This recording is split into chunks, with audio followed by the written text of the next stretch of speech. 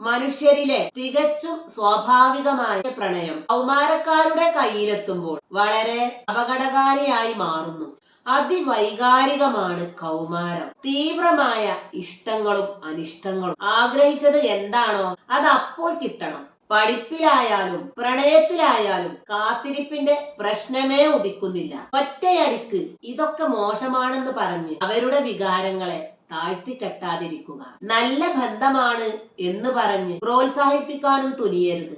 ഭാവി ജീവിതത്തിന് ജോലി അനിവാര്യമാണെന്നും അതിന് പഠനത്തിൽ ശ്രദ്ധിക്കണമെന്നും കുട്ടികളെ പറഞ്ഞു മനസ്സിലാക്കുക. അതിന് മാതാപിതാക്കൾ അവരുടെ കൂട്ടുകാരായി മാറണം. ഉപദേശമല്ല അപ്പോൾ അവർക്ക് വേണ്ടത് അവരുടെ വികാരങ്ങൾ മനസ്സിലാക്കുന്ന ഒരു ഉത്തമ സുഹൃത്തിനെയാണ്. കൗമാരക്കാരോട് ഒരു വാക്ക്: പ്രണയിക്കരുത് എന്ന് നിങ്ങളോട് പറയുന്നില്ല. പക്ഷെ ഓർക്കുക, പ്രണയത്തെക്കാളും വലുതാണ് ജീവിതം.